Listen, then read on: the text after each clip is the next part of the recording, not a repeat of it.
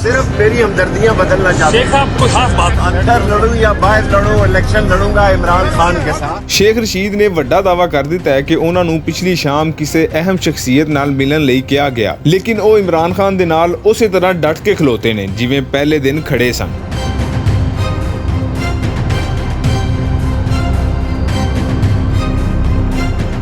ਇਹ ਦਾਅਵਾ ਉਹਨਾਂ ਨੇ ਅੱਜ ਉਸ ਵੇਲੇ ਕੀਤਾ ਜਦੋਂ ਉਹਨਾਂ ਨੂੰ ਰਿਮਾਂਡ ਤੇ ਮਰੀ ਪੁਲਿਸ ਦੇ ਹਵਾਲੇ ਕੀਤਾ ਗਿਆ। ਇਹ ਅਹਿਮ ਸ਼ਖਸੀਅਤ ਕੌਣ ਨੇ ਤੇ ਉਹ ਸ਼ੇਖ ਰਸ਼ੀਦ ਨਾਲ ਮਿਲਣ ਦੇ ਖਾਹਿਸ਼ਮੰਦ ਕਿਉਂ ਨੇ? ਇਸ ਹਵਾਲੇ ਨਾਲ ਪਿਛਲੇ ਵਜ਼ੀਰ ਦਾਖਲਾ ਤੇ ਅਵਾਮੀ ਮੁਸਲਿਮ ਲੀਗ ਦੇ ਸਰਬਰਾਹ ਨੇ ਕੁਝ ਨਹੀਂ ਦੱਸਿਆ, ਲੇਕਿਨ ਉਹਨਾਂ ਦੀ ਇਸ ਗੱਲ ਉੱਤੇ ਬਹੁਤ ਸਾਰੇ ਸਵਾਲ ਖੜੇ ਹੋ ਗਏ ਨੇ। ਪਹਿਲਾ ਸਵਾਲ ਤੇ ਇਹ ਕਿ ਕੀ ਇਸ ਸ਼ਖਸੀਅਤ ਦਾ ਤਾਲੁਕ ਮੌਜੂਦਾ ਹੁਕਮਰਾਨ ਇਤਿਹਾਦ ਨਾਲ ਹੈ ਤੇ ਉਹ ਸ਼ੇਖ ਰਸ਼ੀਦ ਦੀ ਜ਼ੁਬਾਨਬੰਦੀ ਚਾਹੁੰਦੀ ਹੈ ਜਾਂ ਕਿਸੇ ਹੋਰ ਸ਼ਰਤ ਉੱਤੇ ਕੋਈ ਖਾਸ ਮੁਆਹਦਾ ਕਰਨਾ ਚਾਹੁੰਦੇ ਨੇ? ਜਿਵੇਂ ਚਹਿਮਗੋਈਆਂ ਕੀਤੀਆਂ ਜਾ ਰਹੀਆਂ ਨੇ, ਸ਼ੇਖ ਰਸ਼ੀਦ ਦੇ ਨਾਲ ਮੁਲਾਕਾਤ ਦੇ ਖਾਹਿਸ਼ਮੰਦ ਸ਼ਖਸੀਅਤ ਦਾ ਤਾਲੁਕ ਉਹਨਾਂ ਹਲਕਿਆਂ ਨਾਲ ਹੈ ਜਿਹੜੇ ਮੁਲਕੀ ਸਿਆਸਤ ਵਿੱਚ ਤਾਮੀਰ ਤੇ ਤਖਰੀਬ ਲਈ ਅਹਿਮ ਕਿਰਦਾਰ ਅਦਾ ਕਰਦੇ ਨੇ। ਕੁਝ ਲੋਕ ਇਹ ਵੀ ਰਾਏ ਰੱਖਦੇ ਨੇ ਕਿ ਸ਼ੇਖ ਰਸ਼ੀਦ ਨੇ ਖਬਰਾਂ ਵਿੱਚ ਰਹਿਣ ਲਈ ਬੇਪਰਦੀ ਹਵਾ ਵਿੱਚ ਛੱਡੀ। ਇਹ ਸ਼ਖਸੀਅਤ ਕੌਣ ਸੀ, ਹੈ ਵੀ ਜਾਂ ਨਹੀਂ, ਇਹਦਾ ਸਹੀ ਜਵਾਬ ਤੇ ਸ਼ੇਖ ਰਸ਼ੀਦ ਹੀ ਦੇ ਸਕਦੇ ਨੇ, ਜਾਂ ਫਿਰ ਤਸਦੀਕ ਤੇ ਤਰਦੀਦ ਦੀ ਜ਼ਿੰਮੇਵਾਰੀ ਉਹ ਹੀ ਹਲਕੇ ਚੁੱਕ ਸਕਦੇ ਨੇ ਜਿਹੜੇ ਇਹਦੇ ਜ਼ਿੰਮੇਵਾਰ ਨੇ।